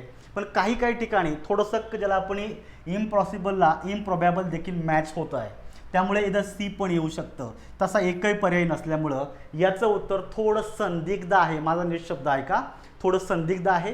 एक्झॅक्ट उत्तर तसं 4 येतं आहे, पण संदिग्ध असल्यामुळे याला देखील आपण आयोगाच्या आन्सर कीला सोडूया थोडंसं. त्यांना एक्झॅक्टली त्याच्यातून काय घ्यायचं आहे, किंवा एक रद्द पण होऊ शकेल किंवा ते पर्याय क्रमांक 4ला मार्क देऊ शकतात, अशा प्रकारचं उत्तर आहे. नेक्स्ट आपण पाहूया या ठिकाणी, you have prohibited from smoking here. तुम्हाला काय विचारलेले बघायचं, आयडेंटिफाय ग्रॅमॅटिकली करेक्ट सेंटेन्स तुम्हाला विचारलेले मित्रांनो. तर या ठिकाणी पहिल्या वाक्यामध्ये प्रोहिबिटेड फ्रॉम दिलेला आहे, तर ही रचना बरोबर आहे मित्रांनो. प्रोहिबिटेड फ्रॉम डुईंग समथिंग अशी रचना असते. त्यामुळे प्रोहिबिटेड नंतर फ्रॉम हा शब्द येतो, हे प्रेपोजिशन आहे. हे वाक्य तुमचं बरोबर आहे. नायदर प्राईड नॉर प्रेजुडाईज ॲफेक्ट्स हिम. मित्रांनो लक्षात ठेवायचं, नायदर नॉर ने ज्यावेळेस 2 नाउन जोडले जातात त्यात पुढे येणार जे काही क्रियापद आहे हे वाक्यातील दुसऱ्या नामाच्या वचनाप्रमाणे बदलतं. आता या ठिकाणी प्रेजुडाईज हे अनकाउंटेबल नाउन आहे, एकवचनीच आहे, त्यामुळे येणारं क्रियापद देखील एकवचनी पाहिजे, म्हणून क्रियापदाला यस जोडून तुमचं वाक्य बरोबर केलेलं आहे. बघायचं, the committee is divided in their opinion. बघा या ठिकाणी सातत्य नाही आहे. जनरली तुम्हाला गेल्या राज्यसभेमध्ये देखील कमिटीवर प्रश्न आला आहे आणि इथून मागच्या बऱ्याच पेपरमध्ये आला होता. तर या ठिकाणी आपल्याला माहिती आहे, ज्यावेळेस त्याला आपण म्हणूया सिंगल अनडिवायडेड बॉडी असा जर एखाद्या कलेक्टिव्ह नाऊनचा जर वाक्यात उल्लेख असेल तर ते एकवचनी केलं जातं. पण कलेक्शन ऑफ इंडिव्हिज्युअल असा जर उल्लेख असेल तर ते अनेक वचनी कन्सिडर केलं जातं. आणि जिथे डिवाईड झालेलं आहे याचा अर्थ त्यांच्यामध्ये फूट पडलेली आहे, त्यांच्यामध्ये गटागटामध्ये विभाजन झालेलं आहे. त्यामुळे निश्चित तो अनेक वचनी असलं पाहिजे. म्हणजे तर देअर देखील अनेक वचनी बरोबर आहे, पण त्या ठिकाणचे क्रियापद चुकीचं आहे. मित्रांनो, जर एखादं नाम अनेक वचनी घेतलं तर पुढे येणारं क्रियापद देखील अनेक वचनी घ्यायचं. आणि त्या नामासाठी जर पुढे पर्सनल प्रोनाउन जर आलं असेल तर कुठल्या पण केसमध्ये येऊ द्या, ते देखील अनेक वचनीच घ्यायचं. म्हणजे वाक्यामध्ये सातत्य गरजेचं आहे. या ठिकाणी क्रियापद एकवचनी, प्रोनाउन अनेक वचनी असं सातत्य चुकलेलं आहे, इथं देखील वाक्य चुकलेलं आहे. त्यामुळे हे उत्तरात येत नाही आहे. तुम्हाला ग्रॅमॅटिकली करेक्ट विचारलेले आहेत, त्यामुळे बघायचं ए आणि बी उत्तरात येतं. त्यामुळे पर्याय क्रमांक 1 ह्या प्रश्नाचं खूप मोर ॲक्युरेट उत्तर आहे. माझं देखील हेच उत्तर आहे या ठिकाणी, लक्षात ठेवायचं ए आणि बी. पुढचा प्रश्न या ठिकाणी बघायचा आता, आयडेंटिफाय द ग्रॅमॅटिकल क्लास हा शब्द विचारला. लक्षात ठेवायचं, एखाद्या शब्दाचा पार्ट्स ऑफ स्पीच वेगळा असतो आणि त्याचं एखाद्या वाक्यामधलं ग्रॅमॅटिकल फंक्शन वेगळं असतं. कधी नाही असा प्रश्न विचारलाय, म्हणून मी तुम्हाला सांगतो हा पेपर आणि आजचं माझं विश्लेषण येणाऱ्या गडबडसाठी तुम्हाला निश्चित दिशा देणारं आहे. म्हणून लक्षात ठेवा, अजूनही व्यवस्थितपणे विचार करा. ग्रॅमॅटिकल क्लास म्हणजे त्या वाक्यामध्ये त्या शब्दाचं फंक्शन विचारलेलं आहे, पार्ट्स ऑफ स्पीच नाही विचारलेलं. आता बघायचं, स्कूल चिल्ड्रन हा तसा विचार केला तर कंपाऊंड नाऊन पण होऊ शकतो. जसं ब्लॅक बर्ड आहे, ब्लॅकबोर्ड आहे, बरोबर. स्कूल बॉय आहे, स्कूल चिल्ड्रन पण होऊ शकतं. म्हणजे स्कूल आणि children both are noun, but in that sentence children या नामाला स्कूल हा शब्द क्वालिफाय करतो. यासारखे बरेच प्रश्न येऊन गेलेले आहेत मागं. त्यामुळे नामाला क्वालिफाय करतो, म्हणून ग्रामरच्या कॉन्टेक्स्टप्रमाणे, ग्रॅमॅटिकल फंक्शनप्रमाणे याचं मोर ॲक्युरेट उत्तर जे आहे हे ॲडजेक्टिव्ह असू शकतं. त्यामुळं स्ट्रॉंग पॉसिबिलिटी बीला येतो, म्हणून मी पर्याय क्रमांक 1ला उत्तर देऊन टाकतो. हे पर्याय तुमचा बरोबर असू शकतो. पुढचा प्रश्न या ठिकाणी दिलेला आहे, बघायचा आता, choose the sentence with correct punctuation. बघा मित्रांनो, पंक्च्युएशन 2 प्रश्न आलेले. 2 प्रश्न म्हणजे जोक नाही, 4 मार्काचं वेटेज आहे. आणि 4 मार्क म्हणजे कमी समजू नका. पोस्ट हातातली जाऊ शकते किंवा एखाद्याला पोस्ट मिळू सुद्धा शकते, इतकं एक मार्कला वेटेज आहे. सांगण्याची तुम्हाला गरज नाही, तुम्हाला माहितीच आहे किती इम्पॉर्टंट आहे. बघायचं, तुम्हाला 4 वाक्य दिलेले आहे. The mother said to her son, या ठिकाणी अनावश्यक रीतीनं या ठिकाणी सेमिकोलन दिलेले, तर कॉमा पाहिजे होतं, सेमिकोलन दिलेले, ते चुकलेलं आहे. इथं लक्षात ठेवायचं, एखाद्या व्यक्तीचं तोंडचं बोलणं आहे असं डबल इन्व्हर्टेड कॉमामध्ये मांडतात. त्याचबरोबर सिंगल इन्व्हर्टेड कॉमा देखील ॲक्सेप्टेबल आहे. या ठिकाणी सेमिकोलन नको होतं, नाही तर वाक्य आलं असतं. आणि दुसरी गोष्ट, डबल किंवा सिंगल इन्व्हर्टेड कॉमातील वाक्याची सुरुवात ही कॅपिटल लेटरनं होते, इथं स्मॉल लेटरनं झाल्यामुळे हे वाक्य चुकलेलं आहे. दुसरं बघायचं, the mother said to her son comma, आणि जे बोललेलं आहे ते डबल इन्व्हर्टेड कॉमात घेणं गरजेचं आहे, न घेतल्यामुळे दुसरं पण चुकलेलं आहे. या ठिकाणी देखील बघा आलेलं नाही आहे, त्यामुळे हे पण चुकलेलं आहे. Mother said to her son comma आणि डबल इन्व्हर्टेड कॉमा घेऊन वाक्याची सुरुवात कॅपिटल लेटरने केली. पहिलं वाक्य संपलं, दुसरं वाक्य जोडून इंट्रोगेटिव्ह मार्क दिलं, हे वाक्य बरोबर आहे. इंट्रोगेटिव्ह नाही, फुल स्टॉप देऊन मार्क कंप्लीट केलेलं आहे. फक्त डी उत्तरामध्ये येतं आहे. पर्याय क्रमांक 3 हे माझं एक्झॅक्ट उत्तर आहे. नेक्स्ट बघायचं आता, passive form of the following sentence. अगदी असा सोपा प्रश्न देखील येतो आहे.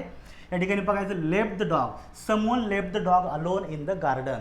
आता मित्रांनो, ॲक्टिव्ह व्हॉइसमध्ये क्रियापद जर साध्या भूतकाळात असेल तर याचं पॅसिव्ह व्हॉइसमध्ये रूपांतर करताना वॉज वेअर प्लस V3 हे क्रियापदामध्ये रूपांतर घ्यायचं. इथं भूतकाळ असल्यामुळे वॉज वेअर घ्यायचं, वर्तमान काळ असतं एमेजार आला असता. भूतकाळ असल्यामुळे वॉज वेअर प्लस V3 अशी रचना घ्यायची आहे. आणि वॉज वेअर असणारा असा एकच पर्याय या ठिकाणी इज आल्यामुळे हे गेलं, हॅड गेला, चुकला, हॅज गेला, वॉज लेफ्ट इथंच आहे. द डॉग हा वाक्यातील ऑब्जेक्ट आहे, यांनी सुरुवात करा. The dog was left alone in the garden by someone.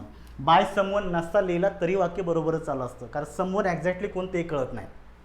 पर्याय क्रमांक 4 हे माझं उत्तर आहे. नेक्स्ट बघायचं, शाल आय बिगिन अ डिस्कशन. आता मित्रांनो, हे वाक्य तुम्हाला विचारलं तर indirect narration corresponding to the question above is. तुम्हाला इनडायरेक्ट नॅरेशन विचारलेलं आहे. जर तुम्हाला डायरेक्टचं इनडायरेक्ट जर करायचं असेल, जनरली बघायचं, जर वाक्य शाल आलेलं हे इंट्रोगेटिव्ह सेंटेन्स आहे. म्हणजे जर वाक्य यस नो टाईप क्वेश्चनचं असेल तर तुम्हाला कनेक्टिव्ह म्हणून इफ किंवा वेदर घ्यायचं आहे. तर या ठिकाणी तुम्हाला इफ किंवा वेदर सगळीकडे आलेले आहे. पुढे तुम्हाला जे वाक्य येतं ह्या वाक्याचं विधानार्थी वाक्य बनवून त्याच्यात बदल करायचे आहेत. म्हणजे शालायचं आय शाल बिगिन द डिस्कशन असं वाक्य करून बदल करायचं होतं.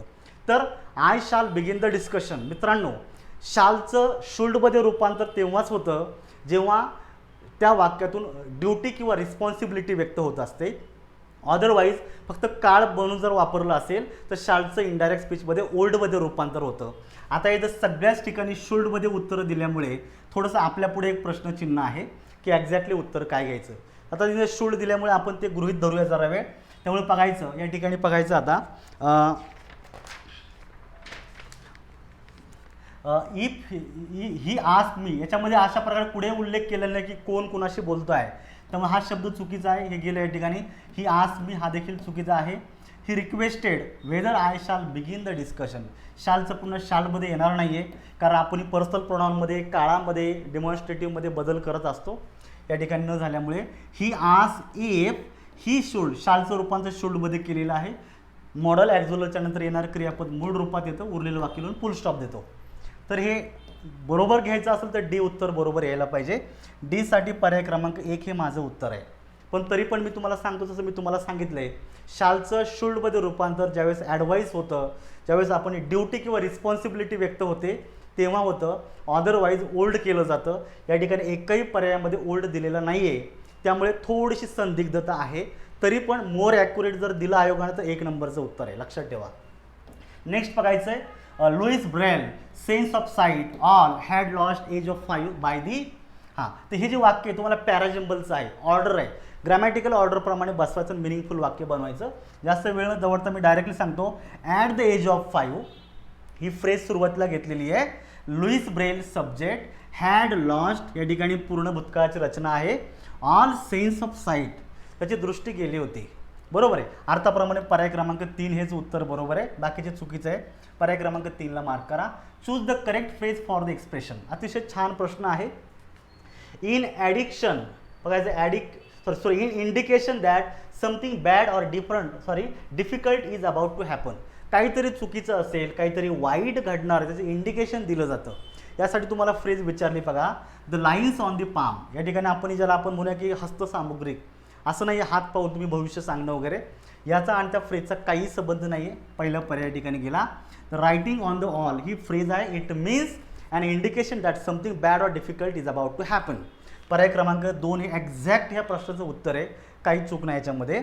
रायटिंग ऑन द नोटबुक असं होऊ शकत नाही, ही जनरल स्टेटमेंट आहे, याचा फ्रेजचा काही संबंध नाही आहे. अ सिल्वर लिनिंग ज्याला आपण ऑप्टिमिझम ज्याला आपण म्हणूया, काहीतरी आशावाद व्यक्त होणे, काही वाईट घटनेतून पुढे जाऊन काहीतरी आशावाद चांगलं घडेल असं आपण आशावादी राहतो, ऑप्टिमिझम आहे, तर तो देखील मिनिंग होत नाही. पर्याय क्रमांक 2 घ्या. पुढे बघायचं आहे if we had acted wisely there would have been no partition. आपण जर खूप हुशार पद्धतीनं चांगल्या पद्धतीनं जर ॲक्शन घेतली असती तर कदाचित पार्टिशन झालं नसतं भारत पाकिस्तानचं. हे एक वाक्य आहे, बरोबर आहे. इथं हॅड ॲक्टेड इफच्या क्लॉजमध्ये जर पूर्ण भूतकाळ असेल तर पुढे तुम्हाला ओल्ड हॅव प्लस क्रियापदाचं तिसरं रूप घ्यायचं आहे. तर रचनेप्रमाणे आपल्याला हे जे रचना आहे लक्षात ठेवायचं आहे, हे तुमचं वाक्य बरोबर द्यायचं आहे, लक्षात ठेवायचं हे वाक्य बरोबर आहे. तुम्हाला विचारलं ग्रॅमॅटिकली करेक्ट वाक्य. दुसरं बघायचं वेन द सन रायझेस, लक्षात ठेवायचं साध्या वर्तमान काळातील क्रियापद आहे. Birds came out of the bird, टर्मचा भूतकाळ केम केलेला आहे. साध्या वर्तमान काळाबरोबर साधा भूतकाळ नाही वापरत. हे दुसरं वाक्य चुकलेलं आहे.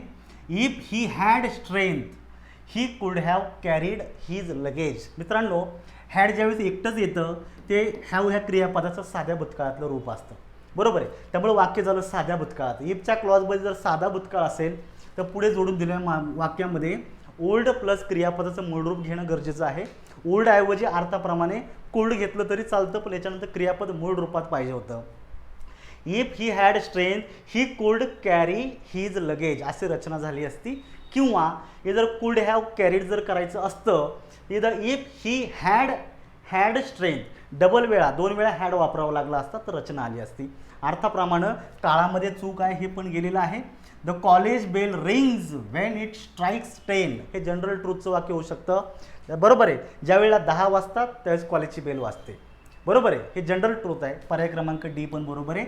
ए आणि डी बरोबर आहे, करेक्ट शोधायचं. ए आणि डी साठी पर्याय क्रमांक 1 हे या प्रश्नाचं उत्तर तुम्ही देऊ शकताय. पुढचा प्रश्न या ठिकाणी घ्यायचा. Choose the complex sentence among the following. बघायचं इट इज अ पीटी हा एक तुमचा क्लॉज झालेला आहे. व्हॉट इज अ पीटी उत्तर मिळतं that we should have undergone this disgrace. लक्षात ठेवायचं. तर मग हे कॉम्प्लेक्स आहे.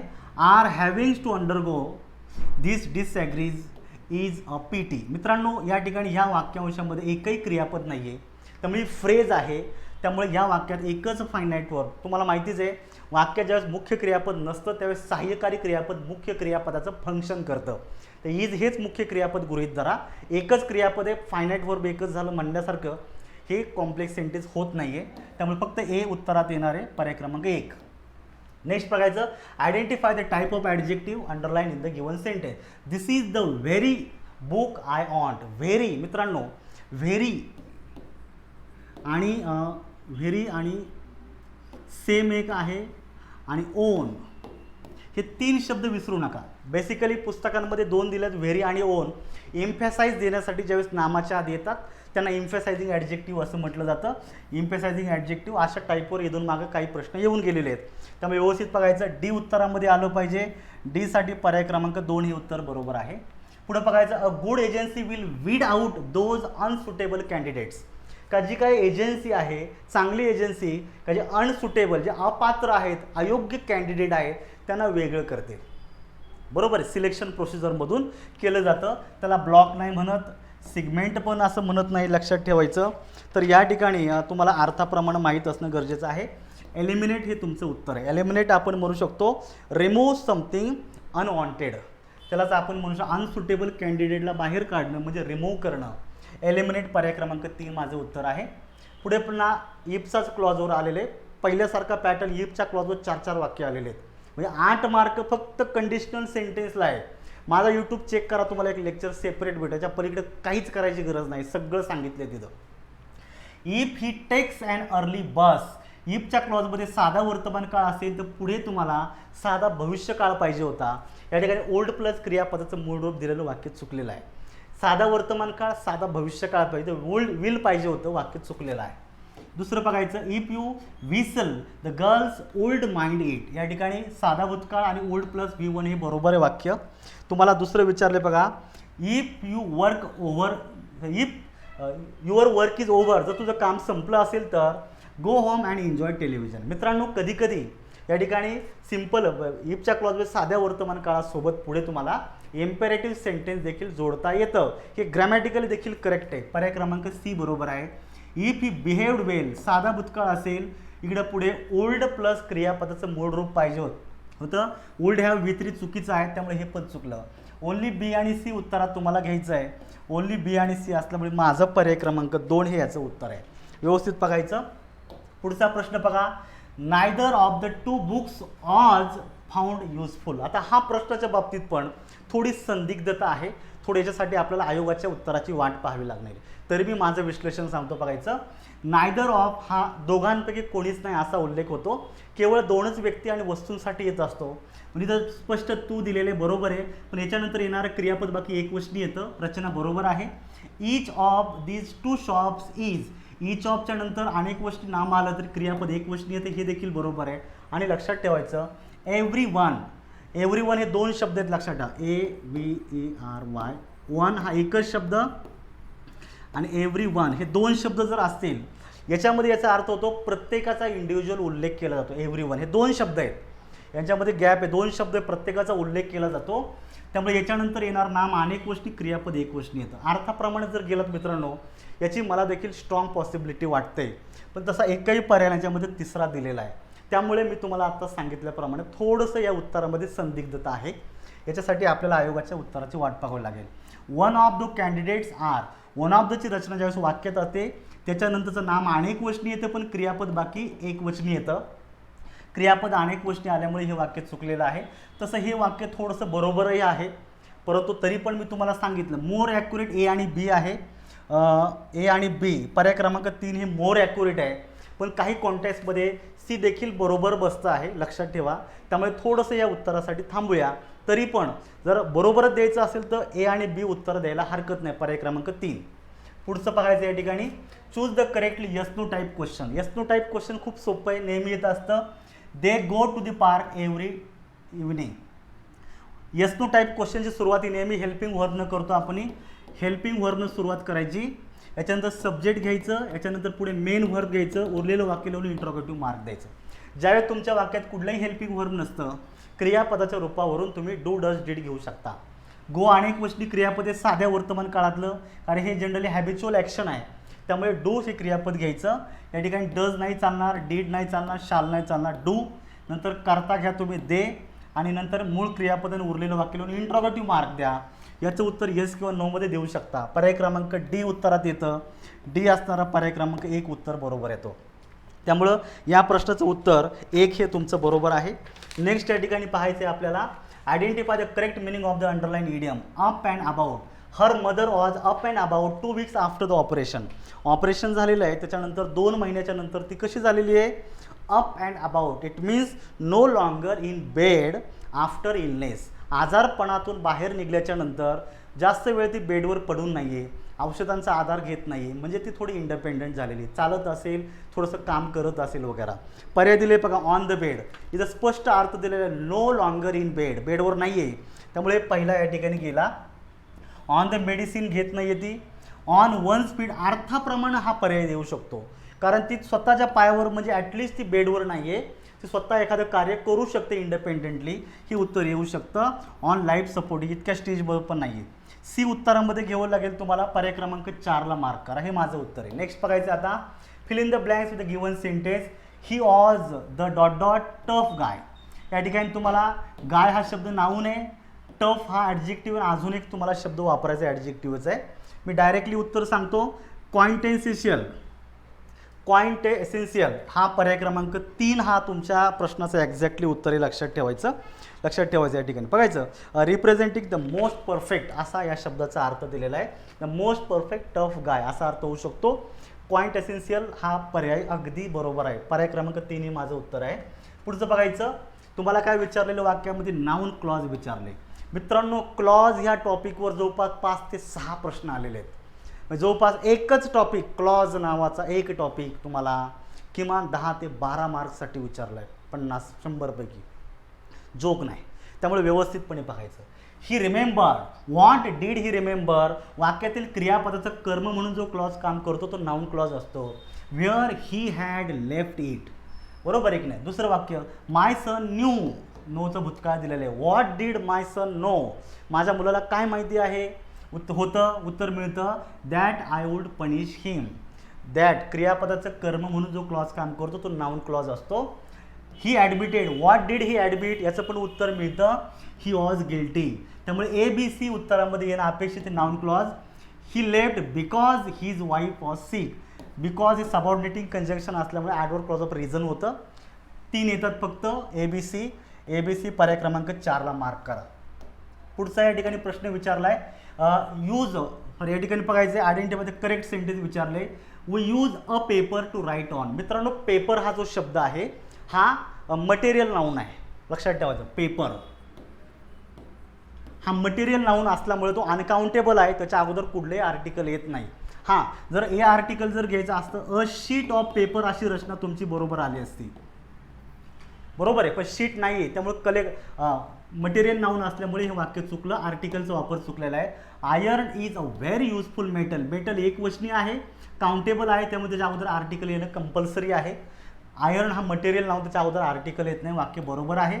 I had macaroni for breakfast. हे जेवणाचा पदार्थ आहे, याच्या आत देखील आर्टिकल येत नाही. बरोबर आहे. What a ignorant man he is. Exclamatory sentence आहे. इग्नोर्ड याची सुरुवात ई ह्या ऑवेलनं होते. लक्षात ठेवायची, साऊंड आहे ऑवेल, याच्या अगोदर ॲन हे आर्टिकल पाहिजे होतं. बरोबर आहे, पण या ठिकाणी तुमचं चुकून ए आल्यामुळे हे वाक्य देखील चुकलेले आहे. आता फक्त तुम्हाला बी आणि सी उत्तरामध्ये घ्यायचे. लक्षात ठेवायचं, आता बी आणि सी उत्तरामध्ये असल्यामुळे पर्याय क्रमांक 3ला मार्क करा. नेक्स्ट आहे फिल इन द ब्लँक्स. हे सगळ्यांनाच माहिती, त्याला आपण दिव्याखाली अंतर म्हणतो. कॉमन फ्रेझल वर्ब आहे, फ्रेज आहे. The pot calling the kettle black. या ठिकाणी पर्याय क्रमांक 2 आहे. लक्षात ठेवायचं, बरोबर आहे. पुढे बघायचं, मुकेश. वेल वी नीड अ मेन्यू. आणि तुम्हाला विचारलेले ॲप्रोप्रिएट या ठिकाणी तुम्हाला क्वेश्चन टॅग जोडायचा आहे. लक्षात ठेवायचं, ऑलरेडी इंट्रोगेटिव्ह मार्क दिलेले मग या ठिकाणी जोडायचं आहे. वाक्य पॉझिटिव्ह निगेटिव्ह क्वेश्चन टॅग करायचा. वाक्यामध्ये नीड हे मुख्य क्रियापद आलेलं आहे, त्यामुळे नीड हे वर्तमान काळातलं असल्यामुळे त्यासाठी डू हे सहाय्यकारी क्रियापद घ्या आणि त्याला तुम्हाला अशानं निगेटिव्ह शब्द जोडायचा आहे. त्यामध्ये डोंट होऊ शकतो, डोंट वी. आणि हॅवन पॉझिटिव्ह करताना हॅव वही तुम्हाला घ्यावं लागेल. सोपं आहे. पर्याय क्रमांक 2 हे मार्क याचं. पुढचं बघायचं, choose the correct sentence. If your braces is lose your trousers comes down. Braces आणि ट्राउझर हे दोन्ही अनेक वचनी, प्लुरल नाऊन आहे, तर याच्यानंतरची क्रियापदं ही अनेक वचनी पाहिजे होती. वाक्य चुकलेलं आहे. Those premises look to big. Premises घर, घराभोवतीचा अंगण, परिसर. अनेक वचनी आहे, क्रियापद बरोबर आहे, अनेक वचनी येतं. Are the old always wiser than the young. मित्रांनो, द ओल्ड आणि द यंग हे ॲडजेक्टिव्ह आहेत, ॲडजेक्टिव्ह फ्रेज लक्षात ठेवायचं. एखाद्या विशेषणाच्या अगोदर द आर्टिकल जर आलं तर विशिष्ट लोकांचा एक गट, जसं द ओल्ड आहे, द यंग आहे, द रिच, द पुअर, ज्याला आपण म्हणू शकतो स्ट्रॉंग, बरोबर, द ब्लाइंड, द डीफ, विशिष्ट लोकांचा गट. त्यामुळे हे अनेक वचनी असतं. त्यामुळे याच्या अगोदर अनेक वचनी सहाय्यकारी क्रियापद बरोबर आहे. त्यामुळे दोन्ही फ्रेजेस अनेक वचनी असतात, त्यामुळे हे वाक्य बरोबर आहे. त्यामुळे बी आणि सी हे उत्तरात येणं अपेक्षित आहे. पहिलं चुकलेलं आहे. त्यामुळे या ठिकाणी पर्याय क्रमांक 1 हे तुमचं उत्तर असणं गरजेचं आहे. अपेक्षेप्रमाणे 1 आहे. पुढचं बघायचं आहे, choose the meaning of the word given in the capital. आता हा प्रश्न याच्या मागं, म्हणजे हा शब्द याच्या मागे एकदा येऊन गेलेला आहे. शब्द एकच आहे, त्याचा कॉन्टॅक्च्युअल मिनिंग तुम्हाला विचारलेला आहे. कॉन्टॅक्च्युअल म्हणजे ज्या वाक्यात वापरलं जातं त्या वाक्याच्या कॉन्टॅक्टप्रमाणे मिनिंग शोधा. बघायचं या ठिकाणी बेस फॉर्म दिलेले बघायचं. व्हेजिटेबल्स वर प्लांटेड. जे व्हेजिटेबल आहे, भाजीपाला प्लांट केलेलं, लावलेलं आहे. कसं? In NEET row. रो म्हणजे निश्चित आता व्हेजिटेबल शेतीच्या कॉन्टॅक्टमध्ये लाईन असा अर्थ होऊ शकतो. सिरियस डिसॲग्रीमेंट होऊ शकत नाही आहे. लाऊड अनप्लिझंट नॉईज कशाचा संबंध नाही आहे.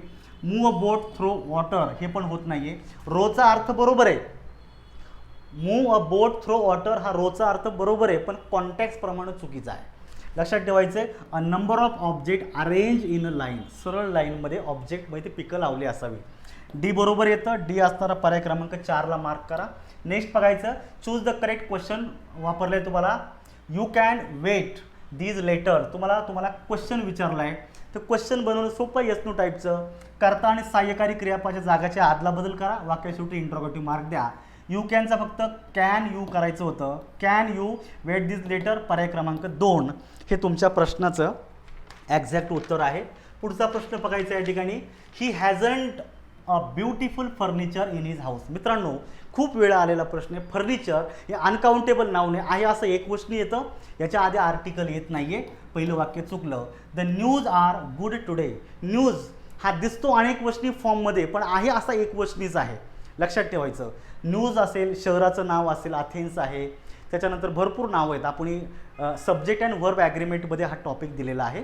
आणि येऊन गेलेले शब्द आहे. आर चुकीचा, ईज पाहिजे होतं, हे वाक्य चुकलेलं आहे. What nonsense to have a picnic in such a bad weather. हे एक्सक्लेमेटरी सेंटेन्स आहे. जनरली मित्रांनो लक्षात ठेवायचं, वॉट या WH वर्डच्या नंतर एक किंवा ॲन आर्टिकल येत असतं, पण जर पुढचं नाम सिंग्युलर काउंटेबल असेल तर ए घ्या, आणि जर अनकाउंटेबल असेल तर आर्टिकल घ्यायचं नाही. या ठिकाणी नॉनसेन्स हे अनकाउंटेबल नाऊन आहे, संख्येत मोजत नाही, त्यामुळे याच्या अगोदर कुठलंही आर्टिकल येत नाही. वाक्य बरोबर आहे. ओनली सी पर्याय क्रमांकमध्ये दिलेलं आहे, कारण तुम्हाला करेक्टच विचारलेलं आहे. या ठिकाणी माझा आन्सर देखील ओनली सी आहे. नेक्स्ट बघायचं आहे. खूप सोपं आहे. Matching pair, one word substitution, अशा प्रकारचे प्रश्न इथून मागे भरपूर वेळ आलेले आहे. नवीन काहीच नाही, एखादा प्रश्न नवीन आलेला आहे फक्त, दुसरं काही नाही. बघायचं आहे. Something that will solve all problem. सगळेच्या सगळे प्रॉब्लेम, सगळ्या प्रॉब्लेमला एकच रामबाण उपाय, त्याला आपण पॅनॅशिया असं म्हणू शकतो. ए साठी 4 हे उत्तरामध्ये येऊ शकतं. त्यामुळे ए साठी 4 या ठिकाणी 2 ठिकाणी दिलेलं आहे. पहिला 1 आणि 4 इथेच गेला, तर दोघांमध्ये कॉम्पिटिशन आहे. Existing from beginning of the world. लक्षात ठेवायचं, existing from the beginning of the world आहे, WORLD वर्ल्ड. तर या ठिकाणी तुम्हाला आपलं म्हणू शकतो प्रिमॉर्डियल उत्तरामध्ये यायला पाहिजे. लक्षात ठेवायचं. त्यामुळं बीचं एक असणारं पुन्हा 2 आलेले, अजून सस्पेन्स राहिलेला आहे. पुढे चालायचं. Pain in muscle. आता याचा बघा, पेन इन मसलचा मलायज असा अर्थ होतो आहे. मलायज, लक्षात, स्पेलिंग व्यवस्थित लक्षात, मलायज असा उच्चार आहे. त्यामुळे आता सी साठी 2 असणारा पर्याय क्रमांक हा मॅच झाला. पर्याय क्रमांक 3 झालेला आहे. आणि person who hates other people, भरपूर वेळा इथून मागे येऊन गेलेला शब्द आहे. जो मानव जातीचा द्वेष करतो त्याला मिसॅन्थ्रोप असं म्हटलं जातं. डी साठी 3 नंबरचं उत्तर आहे. 3 नंबरचा पर्यायाला मार्क करा, हे माझा आन्सर आहे. आणि लास्टचा प्रश्न आहे या ठिकाणी, चूज द करेक्ट. नशीब तुम्हाला ह्या पेपरमध्ये एकही इनकरेक्ट विचारलेलं नाही, सगळे करेक्ट विचारले. फक्त काही प्रश्न जुने तर वेगळ्या पद्धतीनं पॉलिश करून तुम्हाला प्रेझेंट केलेले आहे. आज see mister Mehta if I will be visiting Valsad. लक्षात ठेवायचं, इफच्या क्लॉजमध्ये शक्यतो सिंपल फ्युचर अशा रीतीनं रचना येत नाही आणि फ्युचर कंटिन्युअस तर येतच नाही. त्यामुळे ही रचना इथंच संपलेली. जर सी विल आलेला आहे त्या ठिकाणी सिंपल प्रेझेंट पाहिजे होता. I will see mister Mehta if I visit Valsad, simple present पाहिजे होता, अदरवाईज चुकलेला आहे. He fell on the flower while entering the room. व्हाईलच्या नंतर आपण ही चालू काळ वापरलेला आहे, रचना बरोबर आहे. आणि बघायचं, I hate his sending his reminders. I hate क्रियापदाच्या नंतर कर्म आलेलं आहे, हिज सेंडिंग हर रिमाइंडर. ही जे पॉझिटिव्ह केसमधलं प्रोनाऊन आहे त्याच्यानंतर शक्यतो आपण नाऊनच वापरत असतो. या ठिकाणी सेंडिंग हा जिरंड आलेला आहे, तो नामाचं काम करतो, वाक्य बरोबर आहे. त्यामुळे आता या ठिकाणी बी आणि सी उत्तरामध्ये तुम्ही घेऊ शकता. ओन्ली बी आणि सी साठी बी पर्याय क्रमांक 2 हे माझं या प्रश्नाचं उत्तर असू शकतं. ठीक आहे. तर अशा प्रकारे मित्रांनो जनरली 1 ते 2 प्रश्नांच्या बाबतीत थोडी संदिग्धता आहे, डाऊट आहेत आणि प्रत्येक वेळेला असं होतं. असं तुम्ही गेल्या वेळेस बघा गट बच्या सेकंड आन्सर किंवा जवळपास 5-6 प्रश्न चुकीचे दिलेले आहेत, म्हणजे डिलीट केलेले आहेत. थोडंसं असं होत असतं. त्यामुळे तुम्ही 100% उत्तरांची अपेक्षा पकडू नका. 1, 2, 3 प्रश्नांच्या बाबतीमध्ये संदिग्धता असणं हे साहजिकच आहे. मी काय कुणाच्याही बाबतीत संदिग्धता असू शकते. त्यामुळे मी बेस्ट ऑफ माय नॉलेज तुम्हाला माझी आन्सर की दिलेली आहे. अपेक्षा करतो तुमची उत्तरे आन्सर की प्रमाणे बरोबर आलेली असतील. आलं लक्षात. तर आजच्या लेक्चरमध्ये जे मला सांगायचं होतं हे मी सगळं तुम्हाला सांगितलेलं आहे. होपफुली तुमची उत्तरं ह्या आन्सर की प्रमाणे आलेली असतील. तर जे विद्यार्थी आता गट प ची तयारी करतायत त्यांनी या क्वेश्चन पेपरपासून थोडा धडा घ्या. निश्चित प्रश्नाचे पॅटर्न थोडा बदलत चाललेले आहेत, प्रश्नाच्या विचारण्याच्या पद्धती बदलत चाललेल्या आहेत. गट ब सारखा पेपरला एक प्रश्न आता 2 मार्क्ससाठी आहे, त्यामुळे निष्काळजीपणा करू नका. अभ्यासामध्ये छोटा मोठा प्रत्येक घटक चांगला करा. ठीक आहे. तर मला थांबायचं आहे. माझ्या जनरली आता पुण्यामध्ये सध्या ऑनलाईन बॅचेस माझ्या ॲप्लिकेशन चालू आहे. जर तुमचे कोणी मित्रमंडळी जर कोणी इच्छुक असेल, बघा MPSC इंग्लिश पुणे हे माझं ॲप्लिकेशन आहे, डाउनलोड करा. या ठिकाणी काही कोर्सेस अवेलेबल आहेत, तुम्ही तो कोर्स परचेस करू शकता. मी जास्त ॲडव्हर्टाईज करत नाही जनरली, लक्षात ठेवा. परंतु दर महिन्याच्या 1 ते 5 तारखेच्या दरम्यान माझी एखादी ऑफलाईन बॅच असते. जर तुम्ही हा व्हिडिओ पाहत असाल तर ह्या नंबरवर तुम्ही केव्हाही फोन करा आणि बॅचसाठी तुम्ही बुक असं रजिस्ट्रेशन करू शकता, आवश्यकता असेल तर. अपेक्षा करतो तुम्हाला हा लेक्चर समजलेला आहे आणि तुमच्या शंकांचं परिपूर्ण निरसन झालेलं आहे. तर मी मुसळे सर या ठिकाणी तुमची सगळ्यांची रजा घेतो आणि थांबतो. धन्यवाद.